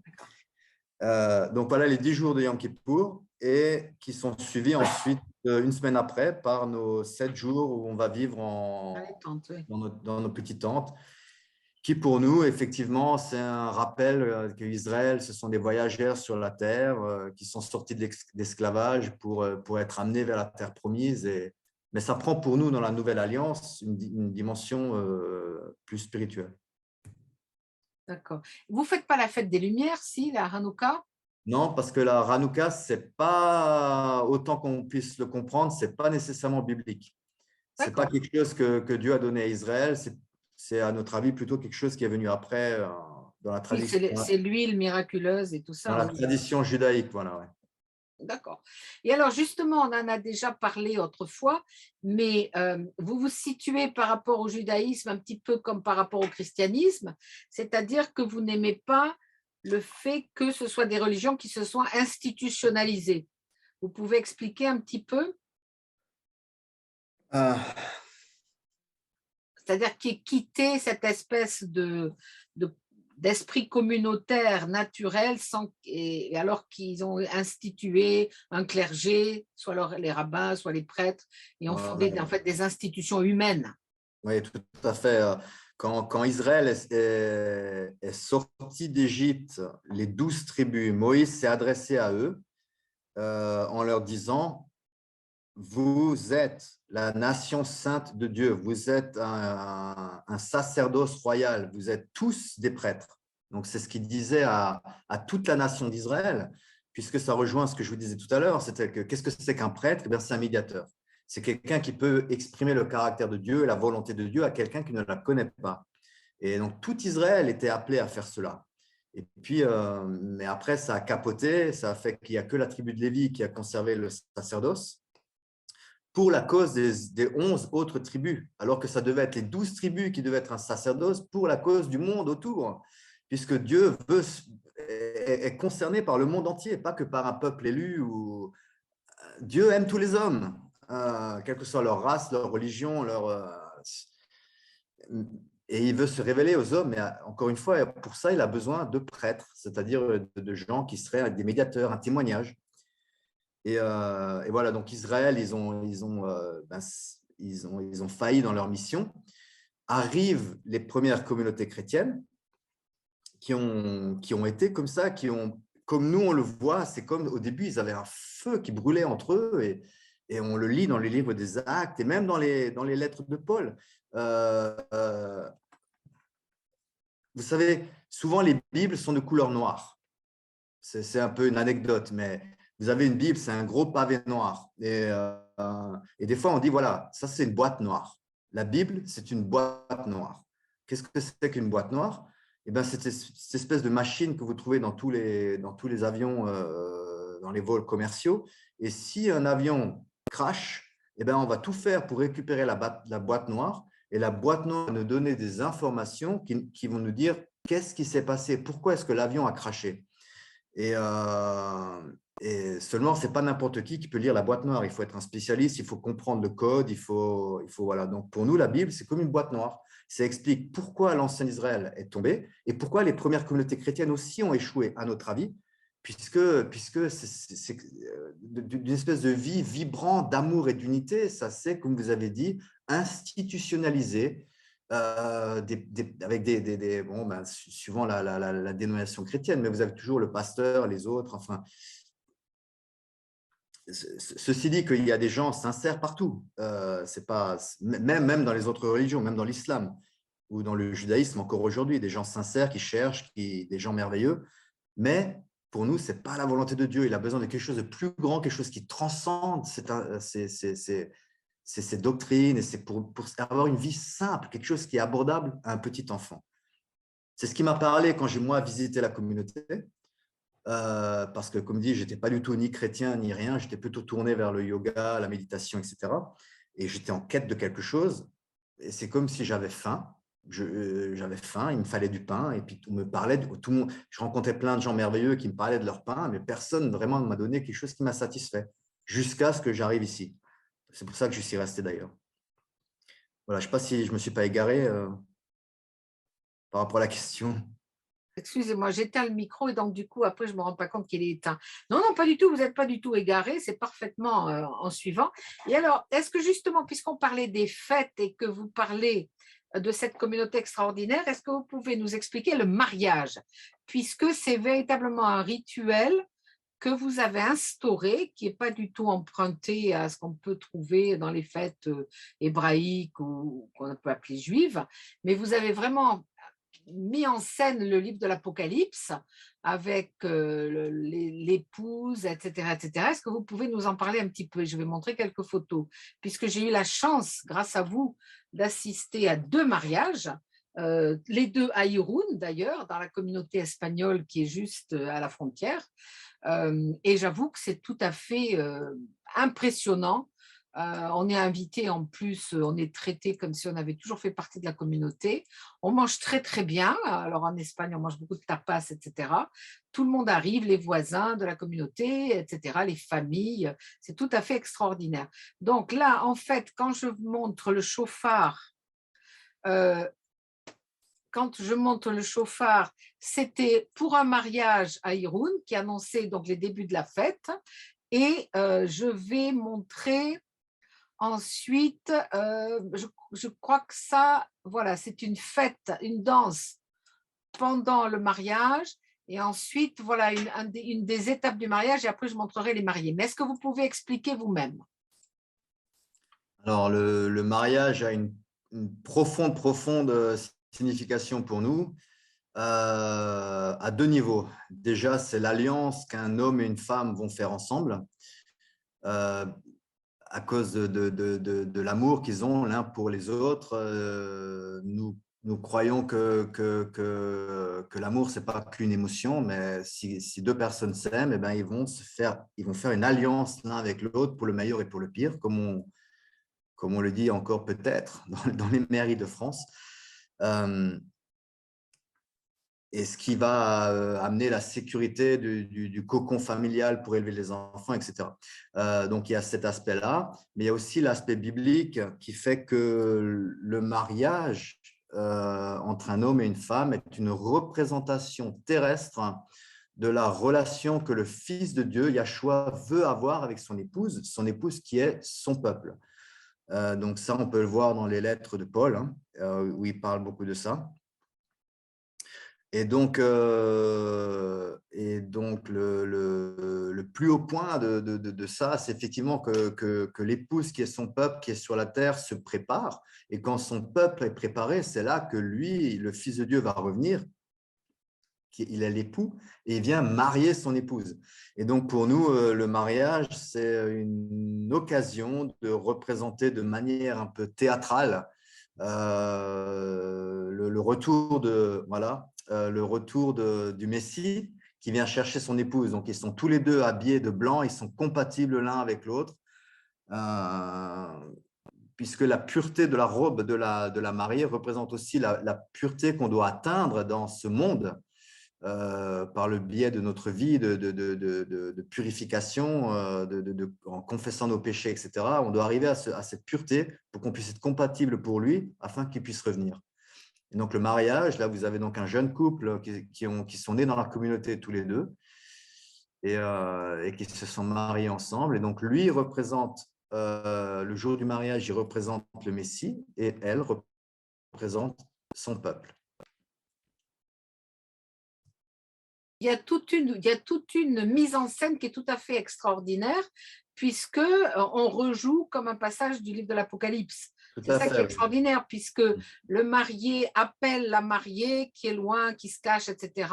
Enfin, c'est vraiment très théâtral et théâtral au sens noble du terme, hein, puisque c'est vraiment une pièce de théâtre, et c'est tout à fait impressionnant. Et alors là, justement, est-ce que vous pouvez nous expliquer ce qui se passe ici? Parce que moi, ça m'avait beaucoup marqué. Dans cette scène. Alors, ça, c'est une… Quand on chasse le diable, les péchés. Oui, voilà, donc vous avez là, alors on ne le fait pas toujours ça, mais c'est pour essayer de, le mariage, donc c'est un moment aussi un moment de joie, c'est une fête où on va inviter beaucoup de gens, où la famille des mariés viennent aussi, et donc ils arrivent des fois dans un endroit, ils ne savent pas où ils débarquent, ils ne comprennent pas nécessairement quelle est notre vie, et donc on essaye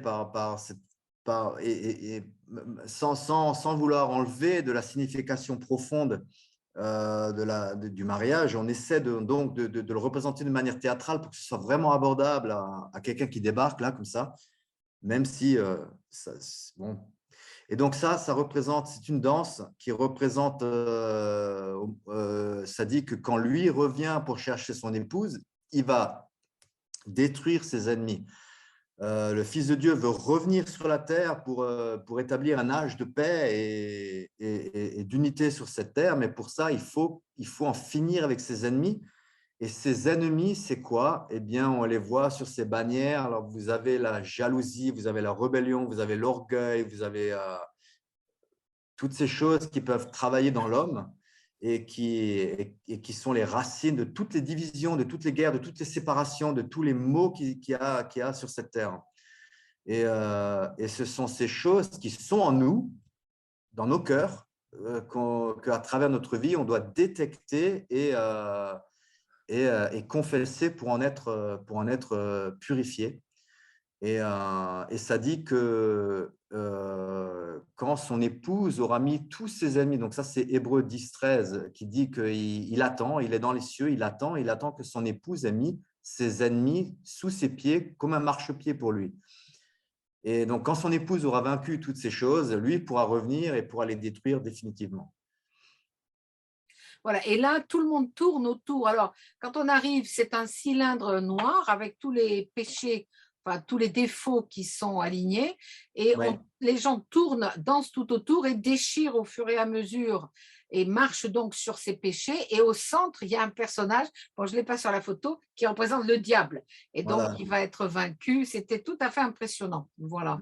Alors après, je montre, parce que c'est vraiment une très grande célébration. J'avoue que ça m'a vraiment laissé des souvenirs incroyables. Voilà alors ça, c'est un autre couple, hein, parce que j'y suis allée 2 fois. Le trône de l'époux et de l'épouse est absolument magnifique, avec plein de plantes, etc. Ça, c'est l'autre couple, justement celui qu'on a vu en blanc tout à l'heure. Ça, Mhm. c'est dehors. Et il y a toutes ces fêtes, où il y a beaucoup de danse, ça, c'en est une. Alors après, j'en ai d'autres. Ça, c'est les petits-enfants qui chantent pour les mariés. Là, c'était une autre fois aussi. La photo est floue, je suis un peu vexée, mais c'est les petits-enfants qui chantent. Vous voyez à droite le trône sur lequel, enfin les fleurs du trône des mariés. C'est tout à fait impressionnant. C'est tout à fait impressionnant. Donc, j'arrête pour l'instant sur cette photo-là, mais c'est tout à fait magique. Et effectivement, il y a des centaines de gens. Enfin, moi, je me souviens, on était facilement 150 ou quelque chose comme ça, hein, chaque fois aux 2 mariages, hein. Donc, il y avait non seulement les familles, mais il y avait plein d'amis qui étaient là, etc. Alors, est-ce que vous voulez rajouter quelque chose sur le mariage ou est-ce qu'on passe à vos activités et à l'éducation des enfants peut-être d'abord? Qu'est-ce qu'on fait? Comme vous voulez, hein, soit l'activité des enfants, les activités commerciales ou alors les enfants. De quoi voulez-vous parler en priorité? Je ne sais pas. Le mariage, Alors, ouais. voilà. Alors, on peut peut-être parler, parler des enfants et des problèmes que suscite justement l'éducation comme vous le faites. Oui. Et puis la fameuse baguette et les fameux problèmes associés au risque de fessée que pourraient recevoir des enfants. Oui. Alors, je vous laisse expliquer. Euh, Donc, vous donc, profitez enfin en France, l'éducation des enfants est tout à fait possible, hein, mais alors soit par les parents, soit par d'autres personnes dans la maison.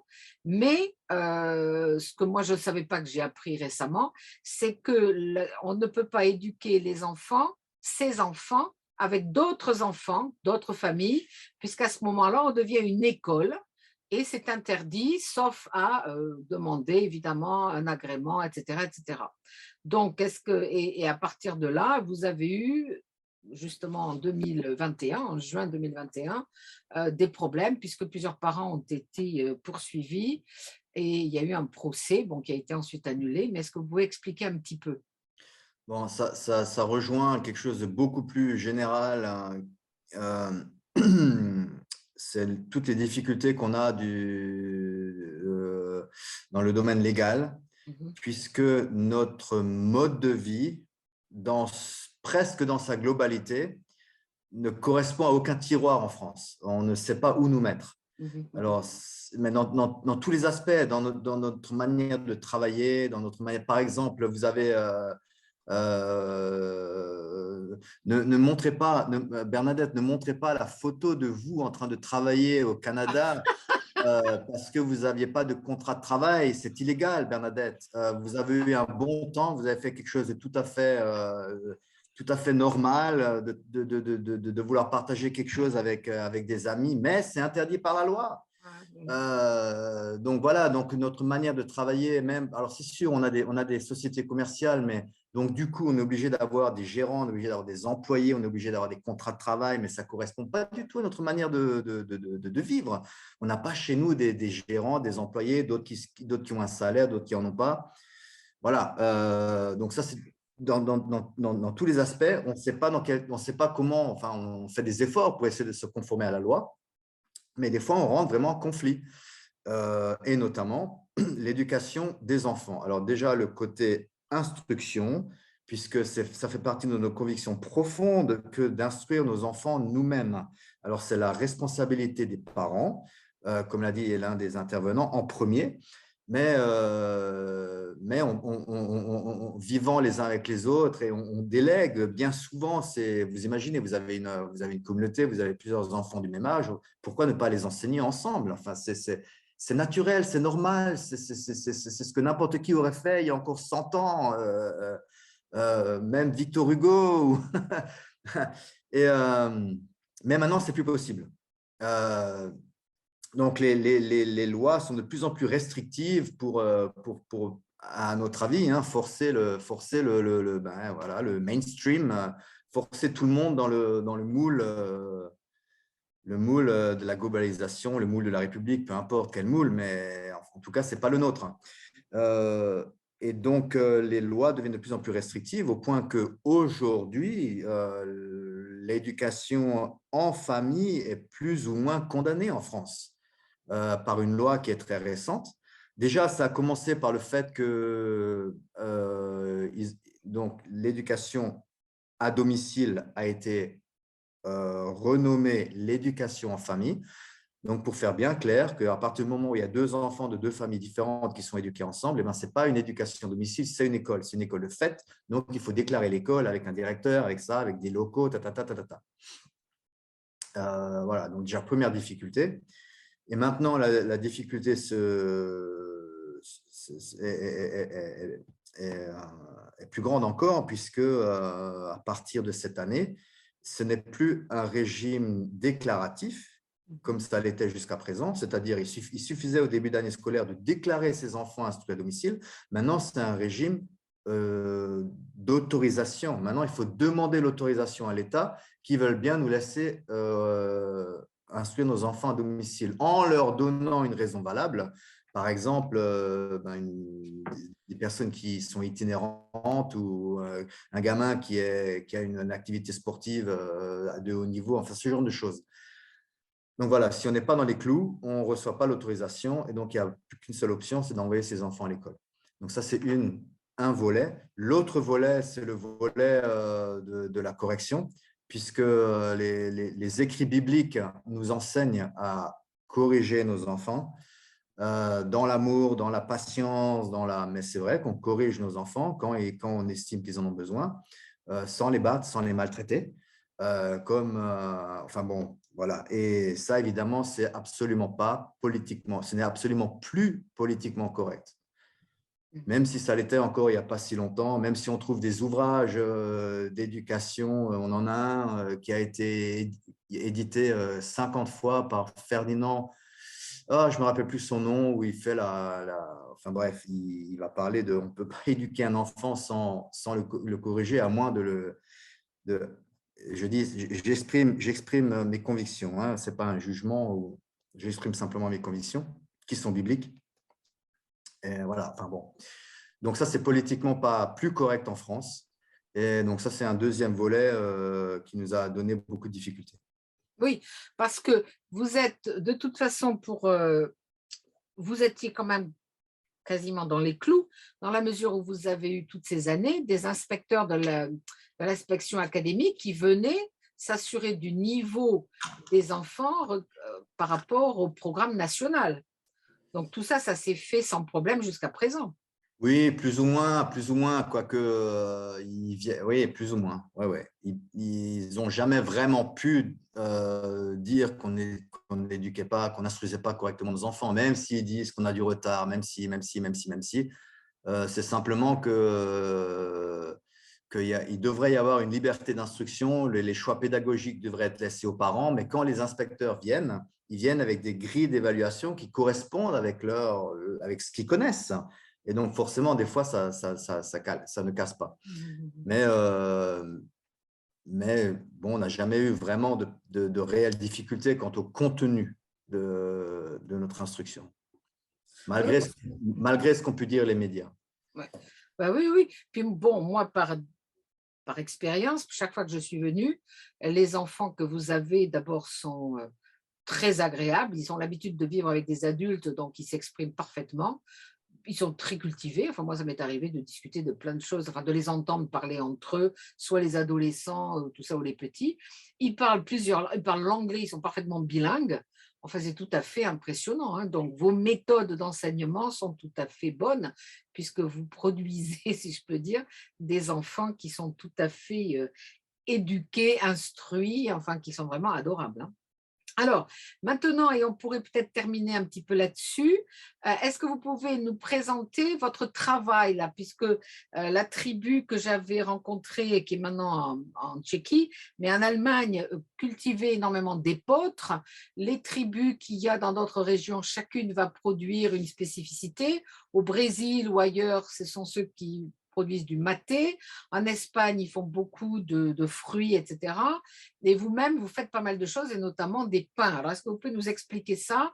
J'avoue que je n'ai pas de photo de la boulangerie, mais ça, c'est pas très grave. Expliquez-nous un petit peu ce que vous faites. Et moi, je montre les photos de la ferme. Voilà. Bon, si on lit les Écritures, on voit qu'Israël est une nation agricole. D'ailleurs, toutes les fêtes qu'on a mentionnées tout à l'heure suivent le cycle des saisons, des saisons agricoles même. Et donc, on sait qu'on doit tendre vers ça, de devenir de plus en plus une nation agricole. Et donc, dans toutes nos communautés quasiment, il y aura une activité agricole à plus ou moins grande échelle, au moins un potager, et puis après, ce sera suivant les terres dont dispose la communauté. Ça peut être des Voilà, vos cultures, champs de poireaux. voilà, des cultures maraîchères à plus ou moins grande échelle, des cultures céréalières. Alors effectivement, nos communautés d'Espagne ont la possibilité, eux, d'avoir des fruitiers, de produire beaucoup de fruits qui peuvent ensuite être envoyés vers d'autres communautés d'Europe. On essaie de développer un espèce de commerce fraternel entre nous. Et par exemple, nos communautés du Brésil qui évoluent dans un environnement économique beaucoup plus défavorable que le nôtre, donc eux, ils n'ont pas grand-chose. Mais par contre, ils ont la possibilité de cultiver et de récolter du maté, yerba maté, qui devient une infusion de plus en plus connue en Europe. Et donc, au début, l'idée est venue. Déjà, nous-mêmes, on en consomme pas mal du maté. Mais en plus, on s'est dit, il y a déjà une vingtaine d'années, que pour aider nos frères du Brésil, on pourrait développer le commerce du maté et importer leur maté, c'est-à-dire donner à eux un débouché commercial qu'ils n'ont pas au Brésil. Et donc et en plus, on fait notre pain donc, pour manger. On veut nous-mêmes manger des choses de qualité, des produits bio et du pain complet. Donc ça, c'est notre régime alimentaire. Mais en plus, on en fait toujours plus, ce qui nous permet d'en vendre à l'extérieur, donc soit par le biais de nos stands sur les marchés ou ce qu'on appelle nos stands fermiers, c'est-à-dire à Sus, les gens peuvent venir et ils trouveront tous nos produits plus ou moins dans un petit local qui ressemble à un petit magasin. Et on a aussi une boutique à Toulouse. Donc à Toulouse, on a une boutique qui ressemble à une épicerie bio où on va vendre nos produits plus d'autres produits qu'on distribue, qu'on trouve chez des grossistes bio. Voilà. C'est la boutique de Toulouse. Là, voilà. Là, vous avez la boutique de Toulouse. Ouais. En plus, on a un espace. Alors, ce n'est pas un Yellow Deli parce que légalement, on ne peut pas encore en faire en France. Donc, c'est une espèce d'hybride entre une petite épicerie bio et un salon de thé. Dans le style des Yellow Deli que vous allez trouver dans d'autres pays. Un peu le même, voilà, les mêmes constructions, les mêmes décorations, un peu la même ambiance. Et donc là, vous avez une table où normalement, du type salon de thé, on va servir les gens, mais évidemment, depuis le Covid, on ne fait plus de service sur place, on ne fait que de l'emporter puisque pour l'instant, on se refuse de rentrer dans l'histoire du pass sanitaire, de demander à nos clients le pass sanitaire, on ne peut pas. Donc, on a condamné nos espaces d'accueil pour ne faire que de l'emporter pour l'instant. Voilà, je recommande les smoothies à la noisette que j'ai pu manger la semaine dernière ou boire la semaine dernière. Alors, ensuite, donc, vous avez aussi des grands champs en Allemagne, enfin, il y en avait en Allemagne, mais ils doivent être ailleurs aussi, mais je ne pense pas que vous vous en cultiviez, mais d'épeautres. Et ça, c'est intéressant parce que l'épeautre est très à la mode maintenant, Mhm. puisqu'il ferait moins mal à l'estomac, mais aussi, vous le considérez comme une plante qui serait quasiment biblique. Oui, aussi, oui, oui. Mais il y a aussi effectivement un- du point de vue alimentaire, c'est simplement qu'on pense que l'épeautre est un peu à de meilleure qualité que le blé, surtout le blé actuel qui a été modifié, etc. Donc, ça fait longtemps qu'on veut revenir à l'épeautre. Et effectivement, avec les problèmes de gluten qui accroît dans cette société, ça devient de plus en plus, je ne veux pas dire à la mode, mais voilà, c'est de plus en plus connu. Ouais. Nous, ça fait longtemps que c'est enfin, c'est notre farine principale, Ouais. l'épeautre. Ouais. Mhm. Je voulais montrer cette photo pour bien prouver que vous n'étiez pas des Amish, hein, parce que alors chaque fois Oui. que je suis venue chez vous, vous étiez dans des travaux gigantesques. Alors, j'ai pas de photo de la boulangerie, mais qui est vraiment une boulangerie de professionnels gigantesque, avec tout l'équipement qu'il faut, correct, etc., selon les normes, toutes les normes sanitaires. Et Voilà. là, je ne sais plus, vous étiez en train d'installer des panneaux solaires sur la toiture, je crois, de refaire je ne sais pas, expliquez-moi ce que vous faites, je ne sais plus. J'ai pris ça en 2015, je crois. Oui, alors il y a toujours, il y a toujours des travaux sur la propriété pour améliorer l'état des choses. Là, effectivement, on a monté des panneaux solaires sur la grange. Euh, à la droite de la photo, vous avez, on ne le voit pas très bien, mais en fait, il y a une chaudière Ah oui, souterraine. Et là, vous avez c'est les portes, comment je pourrais dire, expliquer ça? Enfin, vous avez le couvercle, hein, l'espèce de grande tôle épaisse, c'est le couvercle qui couvre l'endroit de stockage des ah, d'accord, copeaux, puisqu'on a installé sous terre une énorme chaudière à copeaux qui nous permet d'amener ah, l'eau d'accord, chaude d'accord, d'accord, voilà, dans toute la d'accord, propriété. oui. Mais Très bien. effectivement, comme vous avez dit, on n'est pas des Amish au sens qu'on refuse toute technologie. Voilà. Non, pas du tout. Alors ensuite, vous m'avez envoyé des photos, mais je vais vous les laisser commenter. Et qu'on arrive quand même, il est 19h23, donc je pense qu'il y a pas mal de gens qui doivent vouloir vous poser des questions. Alors, vous m'avez envoyé cette photo. Donc ça, c'est tous les petits-enfants. C'est ta suce, c'est ça? C'est les enfants qui jouent? Oui, alors ça, Oh, c'est à la fin des Soukhot. Le dernier jour de Soukhot, c'est un festival qu'on appelle Shemini Atzeret. Et donc, c'est un peu on démonte au même moment qu'on démonte nos Soukhot, on essaie de faire un moment festif. Et alors, souvent, ça finit par des espèces d'activités, des jeux à l'extérieur. Là, cette année, il a fait très beau. Donc, c'était des jeux où, par équipe, il fallait, avec les draps, qui s'envoient des ballons pleins d'eau. ah, d'accord, d'accord, d'accord, d'accord. Donc, c'est pour monter un peu aussi l'aspect ludique des fois de notre vie, enfin ludique, de bonne humeur. Alors, et là, maintenant, je vois une photo. Vous êtes au musée de la Résistance, c'est ça? Voilà. Alors ça, j'ai pensé à montrer ça simplement pour illustrer qu'on vit quand même dans notre siècle. Et donc à Toulouse, il y a un musée de la Résistance et j'avais envie d'y amener mes filles parce que moi, je suis un peu, j'aime bien enseigner l'histoire. Donc voilà, donc j'ai amené mes filles à cette occasion au musée de la Résistance de Toulouse. D'accord. Et là, Oui, c'est pour celle-là? illustrer aussi qu'on n'est pas complètement fermé, comme on peut l'entendre dire. Ah mais non, non, non, moi j'ai toujours été impressionnée, je vous dis, par les enfants et tout ça, qui parlaient de tout un tas de choses qui sont hors de la communauté, qu'il n'y avait pas de tabou.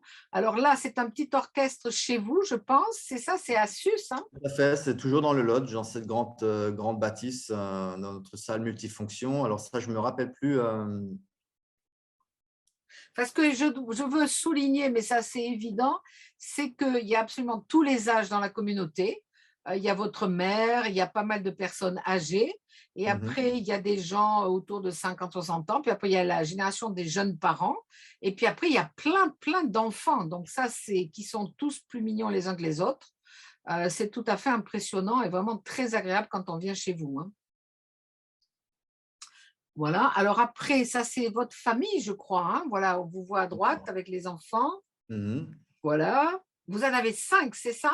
5 enfants, 3 garçons et 2 filles. 2 filles, voilà, Voilà, qui sont très, très belles. Ça, c'est votre épouse, tout à fait. qui est de Talence, c'est ça? Non, sa mère. C'est sa mère qui est de Sa Talence, mère est voilà. de Talence. Ouais. Alors ça, c'est une autre photo, bon, c'est quasiment la même. Alors là, maintenant, est-ce que vous pouvez nous expliquer? Ça, c'était une pièce de théâtre musical que nos enfants ont fait il y a quelques années. Et c'était simplement ça pour illustrer un peu les activités culturelles que peuvent avoir nos enfants. Oui. Et donc là, vous avez la fabrication des costumes, vous avez la musique, vous avez le théâtre, vous avez les décors. Voilà, alors je ne me rappelle plus quel était D'accord. le thème de cette pièce, mais là, je crois que c'était des oiseaux Ouais. qui jouaient quelque chose. D'accord. Mais ils font beaucoup de musique tous. Enfin, moi, je suis toujours impressionnée par la qualité de de leurs petits orchestres, hein. Ils apprennent très tôt la musique, c'est ça? Oui, beaucoup font de la musique très tôt. Ouais, Ouais, ouais. ouais. Alors, ensuite, j'ai ça. Ah ben ça, c'est la boutique à Toulouse. Voilà, ça c'est notre boutique à Toulouse au moment où on pouvait encore accueillir des gens en terrasse. Voilà, d'accord. Et c'est dans le quartier, comment ça s'appelle votre quartier là? Saint-Aubin. Saint-Aubin. Saint-Aubin, voilà, il y a l'église Saint-Aubin en face, il y a un marché. À droite, il y a un restaurant où on a mangé la semaine dernière qui s'appelle Au cœur de l'amande. Et en face, je crois qu'il y a une autre boulangerie qui s'appelle Le Grain Entier ou je ne sais pas quoi. Le grain de blé. Voilà, le grain de blé. Très bien. Et alors, on va peut-être terminer sur cette photo. Bah, là aussi, c'est pareil. Vous montrez comment les enfants jouent, c'est ça? Alors ça c'est le jour du Shabbat, donc c'est notre D'accord. jour de repos. On garde le Shabbat tous les samedis. Et donc ça c'était déjà pour illustrer un peu que le matin du Shabbat, s'il fait beau, on va essayer de trouver quelque chose à faire tous ensemble. On peut jouer au volleyball. Et là, ça illustre un peu le jeu du volleyball, je dirais intergénérationnel, puisqu'on voit, vous avez sur la gauche notre aïeul Israël qui a près de 80 ans et qui va jouer avec, voilà, il y a toutes les générations. Très bien. Bon, mais écoutez, Guillaume, je propose que vous vous arrêtiez là et je pense qu'il va y avoir des questions. Alors, je vous remercie infiniment. C'était passionnant. Vous voyez, il est déjà 19h28, mais on vous écouterait encore. Alors, je vois qu'il y a des gens qui ont posé des questions. Ouais. Alors, il y a Thibaut qui demande, je crois que je connais la réponse, mais je préfère que vous la fassiez vous-même. Vous voyez le texte? Vous voyez le texte? Non. Si vous allez sur Discuter, tout à fait en bas, vous allez avoir à droite les messages. Donc, on vous demande, est-ce que vous vous considérez comme les descendants des Nazoréens ou des Ébionites, les communautés juives antiques qui reconnaissaient Jésus? Ou vous vivez-vous comme une innovation religieuse de la fin du XXe siècle? Alors, juste Bernadette, c'est Vincent Carlier, c'est pas moi. Ah, c'est deux. Ah oui, Thibaut, c'est après. Voilà, pardon. C'est Vincent Carlier, voilà, qui ne peut pas parler à l'oral. Je pense qu'il n'a pas de micro, un truc comme ça.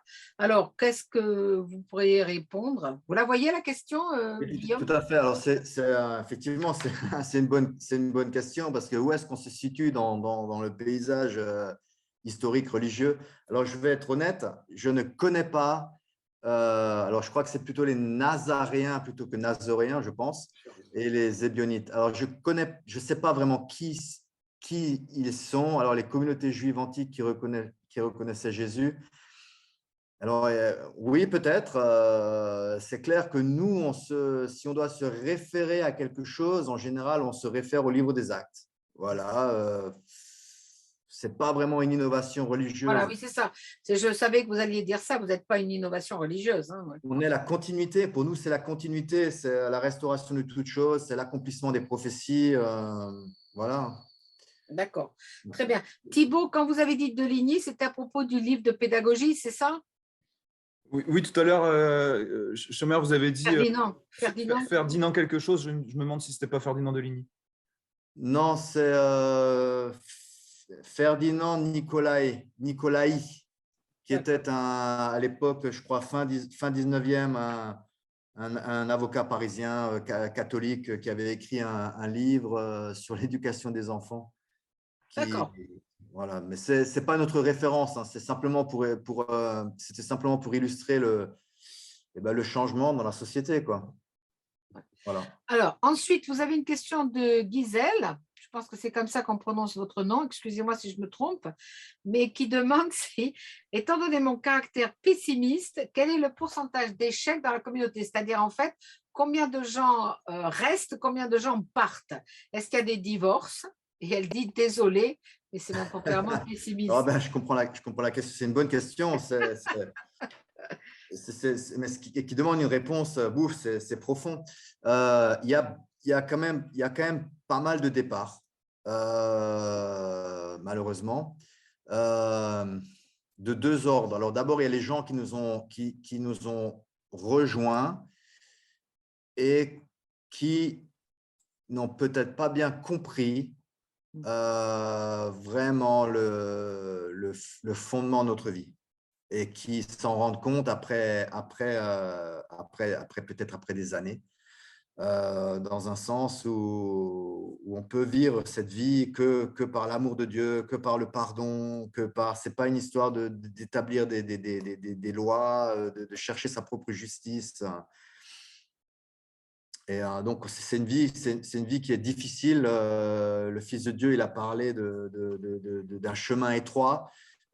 Paul a dit, c'est à travers beaucoup de tribulations qu'on va rentrer dans le royaume. Enfin, c'est une vie qui est difficile. Et donc, quelqu'un qui est mal accroché, à un moment, il risque de lâcher. Donc, ça arrive. Alors, le pourcentage, je ne sais pas, mais c'est vrai qu'il y a eu beaucoup de gens qui sont partis. Alors, des divorces dans la communauté, il n'y en a pas. Déjà parce que, alors, pour différentes raisons. Alors, il y a des gens qui arrivent chez nous qui sont déjà mariés. Et puis après, il y a ceux qui se marient dans la communauté. Alors, moi, je me suis marié, je suis arrivé en 94, je me suis marié en 98. Et donc, évidemment, ma compréhension du mariage, quand je me suis marié, était bien plus profonde que ce que j'avais eu avant. Et la compréhension que c'est une alliance, que c'est pour la vie, que ce n'est pas quelque chose de léger, et que ça va marcher si chacun fait sa part, si la femme fait sa part, si le mari fait sa part. Il n'y a aucune raison que ça capote. Ce n'est pas idyllique, mais comme on est proches les uns des autres, on peut s'aider les uns des autres. On a des fois des réunions de couple ou alors, ce n'est pas de la thérapie de couple, enfin, mais ça peut y ressembler un peu peut-être. Et voilà, on s'aide les uns les autres. Donc, divorce dans la communauté, déjà, bibliquement, ce n'est pas possible. Donc, il n'y en a pas dans la communauté. C'est arrivé que des gens, des couples, des familles quittent la communauté, et on a appris par la suite qu'ils ont divorcé par la suite. Mais ce qui démontre encore une fois leur manque de compréhension de ce que c'est que de faire une alliance, enfin, ce genre de choses, quoi. Après, il y a des gens qui sont partis, qui sont toujours ensemble, et encore une fois, ce n'est pas un jugement de valeur que je porte. J'essaie de répondre à la question. Alors, il y a voilà. Meg, est-ce que vous ne pouvez pas poser votre question à l'oral, Meg? Sure, of course. Oui. Donc, bonsoir. Meg, vous avez la chance d'être venue à Sus, donc vous connaissez la communauté. Oui, tout à fait. D'ailleurs, moi, j'ai eu le plaisir de vous voir sur place là-bas. Et je me demandais en fait, pourquoi l'anglais? Pourquoi enseigner, parler, étudier autant en anglais? Et est-ce que l'hébreu a autant d'importance dans votre communauté par rapport à l'anglais? Alors, l'anglais est venu s'imposer presque par nécessité, puisque on est 12 tribus dans différents pays, et puis c'est notre langue commune, hein. C'est notre manière de communiquer les uns avec les autres. Et donc, en principe, dans chaque communauté, on va apprendre et l'anglais et la langue nationale de là où on vit. Donc, nous, par exemple, à nos enfants, l'anglais est assez pratiqué de manière assez quotidienne, puisqu'on aura beaucoup d'enseignements, beaucoup de partages qui se font en anglais. Si vous venez à Sus, peut-être, je ne sais pas si vous l'avez vécu au moment où vous êtes venu, mais nos réunions passent constamment de l'anglais au français. Voilà. Et quand il y a de l'anglais, il y a une traduction et inversement, pour que tout le monde puisse se comprendre. Mais comme on a beaucoup de gens, on voyage beaucoup entre différentes communautés, voilà, l'anglais, c'est notre langue de communication. Si l'hébreu n'était pas si difficile à apprendre, peut-être qu'on s'y mettrait tous. Voilà. On en parle des fois que, tiens, on devrait peut-être tous apprendre l'hébreu, on s'y réfère souvent, on a des noms hébreux, mais on n'a pas encore réussi à le mettre en pratique vraiment. Vous avez une communauté en Israël? On a essayé, on a eu un début en Israël, puisqu'on a parmi nous des Israéliens, c'est-à-dire des gens qui nous ont rejoints, qui sont de nationalité israélienne et de confession juive à l'origine, plus ou moins pratiquants, et qui à un moment ont rejoint la communauté. Et donc, à un moment, alors, ils sont où? Alors, ils sont dans différentes communautés. Alors, il peut y avoir dans nos communautés des gens qui étaient juifs, mais pas forcément israéliens. Donc, ça, on en a à Sus. Et en Espagne, ils ont 2 frères, par exemple, qui ont rencontré, ça s'est trouvé qu'ils ont rencontré la communauté en Espagne, indépendamment aussi, et qui sont, eux, vraiment israéliens, avec le passeport israélien, etc. D'accord. Et donc, on a eu essayé de s'implanter en Israël, mais ça n'a pas pris. Ça ne veut pas dire qu'on ne va pas y retourner peut-être à un moment quand on va dire, l'environnement géopolitique le permettra peut-être. Oui, ben, on s'était retrouvés d'ailleurs à Jérusalem il y a quelques années et vous aviez, effectivement, vous étiez allé rencontrer des amis là-bas. Oui, oui. D'accord. Mais il y avait d'ailleurs quelqu'un qui était avec vous, qui était un Américain. Il était juif, je crois, de Chicago, mais ses parents étaient venus le rencontrer justement à Jérusalem, je me souviens. Mais il n'était pas israélien, je ne me souviens plus qui c'était. Oui, tout à fait. Un juif des États-Unis. Ouais. Voilà. Alors, il y a Gisèle qui dit, bravo pour votre humilité et sincérité, continuez à vivre ainsi. Voilà. Alors, est-ce qu'il y a d'autres questions? Oui. Parce que là, tout le monde a posé des questions par écrit, mais est-ce qu'il y a des questions?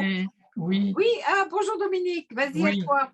Oui, avez-vous les interdits alimentaires juifs et faites-vous circoncire les garçons? Alors, ça dépend. Oui, les interdits alimentaires, oui. Lévitique 11. Donc, on pense que voilà, ça court toujours, tout à fait. Ouais. Et la circoncision, ça dépend de la foi des parents, ouais. Les convictions des parents. Donc, ce n'est pas obligatoire, oui. D'une manière générale, je dirais que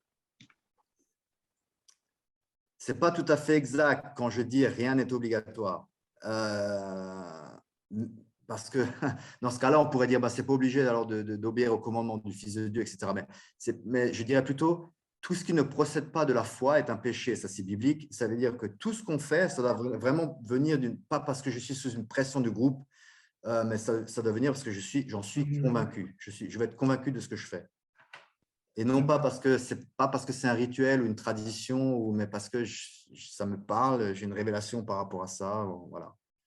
Oui. C'est vrai que si vous venez chez nous, vous ne verrez pas de porc sur la table. Voilà. Et la consommation du sang, alors? Pareil, en général, on mange de la viande. On va favoriser la consommation de notre propre viande dans la mesure où on est une nation agricole, on a des animaux, donc on a des bovins, des ovins, des poules pour les œufs, pour le lait, et donc forcément tout ça coule de source. On va avoir des animaux qu'à un moment il faut tuer, hein, les mâles, etc. Enfin comme n'importe quelle culture agraire. Et donc, on va favoriser la consommation de notre propre viande, puisqu'on sait que c'est de la viande de qualité. Et quand on va tuer nos bêtes, on va effectivement le faire en sorte que tout le sang se sera écoulé d'une manière biblique. D'accord. Alors, oui, Thibault? Du coup, par rapport aux photos, on a vu que vous aviez pendant les réunions des bandeaux dans la tête. Oui, et je voulais savoir un petit peu le rapport il y avait peut-être à faire avec la kippa que les juifs, eux, portent pendant la prière et le couvre-chef que les femmes portent, qu'on a vu sur d'autres photos, c'était plutôt un foulard, à d'autres moments un bandeau. Est-ce que vous pouvez expliquer précisément cette histoire-là? Tout à fait. Alors, le bandeau qu'on porte spécifiquement pour nos réunions, qu'on appelle le diadème. C'est ce qu'on va trouver dans la Bible pour l'habit des prêtres dans l'Ancien Testament. Alors, beaucoup de traductions françaises parlent d'un turban. Nous, on comprend ça plutôt comme un diadème. Et donc, quand on vient officier dans notre prêtrise, au moment où on se réunit pour prier, pour prophétiser, pour enseigner, pour lire la Bible, on porte tous un diadème. Alors, les hommes et les femmes ont un diadème. Les femmes ont en plus le couvre-tête, on tire ça des lettres aux Corinthiens, donc c'est Paul qui en parle. Ce n'est pas que là, mais ça en parle particulièrement là, qui dit que voilà, quand une femme vient dans une réunion prophétique, il faut qu'elle soit couverte. Alors ça dit, toujours dans ce passage, voilà, vous avez là l'illustration de… Vous avez le diadème et le couvre-tête pour la femme. Et les enfants aussi. Les enfants ont leur diadème aussi, ouais. Oui, parce que les enfants, quand on a nos réunions, peuvent se lever et partager aussi s'ils ont quelque chose sur leur cœur, ce qu'ils ont entendu, ce qu'ils ont appris. Mais dans Corinthiens, ça dit qu'un homme, justement, alors je ne sais pas, je ne connais pas exactement l'origine de la kippa pour les Juifs. Nous, l'interprétation qu'on fait dans Corinthiens, ça dit qu'un homme ne devrait pas avoir la tête couverte quand il prie ou quand il prophétise. Alors, voilà. Donc, nous, on ne se couvre pas. Et si jamais ça arrive que pour une raison ou une autre, on porte une casquette ou un chapeau, au moment de la prière, on va plutôt l'enlever que de la garder. Je ne sais pas pour la kippa parce que je ne suis pas juif, et, voilà, mais j'avais lu en tout cas qu'une des interprétations possibles de la kippa, c'était de se souvenir qu'on avait toujours quelqu'un au-dessus. Ça pouvait être Dieu. Oui, puis ça, ce qu'on appelle un marqueur identitaire, hein, c'est aussi pour montrer, voilà, oui. Alors, est-ce qu'il y a d'autres questions? Non. Alors, il me reste à vous remercier, Guillaume. Vous devez avoir faim maintenant, mais c'est bien, tout le monde va avoir préparé le repas. Vous n'aurez pas eu à travailler pour ça. Et je vous remercie vraiment du fond du cœur de nous avoir consacré du temps pour expliquer un petit peu comment vous fonctionnez. Et je vois que tout le monde a été passionné. Je sais que Meg, après avoir mangé à Sus, était absolument ravie et avait envie de revenir. Donc, peut-être qu'elle va absolument revenir. Voilà. Absolument. Voilà, pour aller à Toulouse. Je recommande à ceux qui sont dans la région de Toulouse, mais je ne crois pas qu'il y en ait beaucoup. Peut-être Jean-Pierre Robin, non, je ne sais pas si… Non, vous êtes plutôt vers Pau, mais d'aller faire un petit tour à la sandwicherie à Toulouse. Voilà, c'est remarquable. On y était il y a 8 jours. C'est vraiment très agréable. Donc, je vous remercie, Guillaume. Yannis est toujours là, donc on va nous convertir l'enregistrement en MP4. Donc, je remercie tout le monde et je vous annonce que si vous êtes d'accord, le 8 décembre, donc tout le monde vous applaudit, hein. Le 8 décembre, ça pourrait être moi qui serai à ce moment-là interrogée par Yannis et qui vous parlerai de ce que j'avais prévu pour aujourd'hui au cas où Guillaume n'aurait pas pu revenir assez tôt de l'étranger, où je vous parlerai des relations entre le vin et la religion. Voilà, parce que c'est voilà, vin et religion. Ça m'a beaucoup amusé. C'est une amie qui m'a demandé de faire ça pour un programme de master sur le vin à Bordeaux. Et je me suis amusée à chercher. Alors, il y a pas mal de livres là-dessus, mais ce n'est pas tellement des livres que j'utilise, c'est une iconographie pour essayer de comprendre comment ça fonctionne à partir de une région où on trouve du vin à l'état sauvage, hein, le Proche-Orient, le Moyen-Orient, comment ça va rentrer dans la Bible pour enseigner diverses choses, soit ne pas boire de vin contre l'ivresse, etc., soit au contraire devenir ensuite le sang du Christ, etc., etc. Donc, il me semble intéressant. Et en principe, donc, je vous enverrai évidemment davantage d'informations, mais si vous êtes libre, ça serait le 8 décembre. Et après, on recommencera en janvier, puisque après, décembre est déjà pas mal pris. Voilà. Donc, je remercie tout le monde. Julien Exposito, tant que je vous ai écrit pour vous demander quand est-ce qu'on pouvait se voir, mais vous ne m'avez pas répondu. Donc, vous m'avez renvoyé un petit mot en me donnant vos jours libres pour qu'on se fasse une réunion aussi par Zoom. Et Guillaume, je vous remercie encore vraiment 1000 fois. Saluez toute votre famille, les enfants, la petite fille que j'ai vue hier, les grandes, votre épouse, votre maman. Votre maman est avec vous ou elle est restée à Sus? Non, non, elle est avec nous ici. Elle est avec vous, très bien, voilà. Donc, au revoir à tout le monde. Il y avait Jean aussi qui Merci. suivait, vous voyez, j'ai 4 mains en fait. Voilà. Et à très vite à tout le monde. Et puis même à vous, j'essaierai de vous voir soit à Sus, soit à Toulouse. En tout cas, on se tient au courant. Au revoir tout le monde. Bonne soirée à tout le Au monde. revoir, au revoir, au revoir. Merci.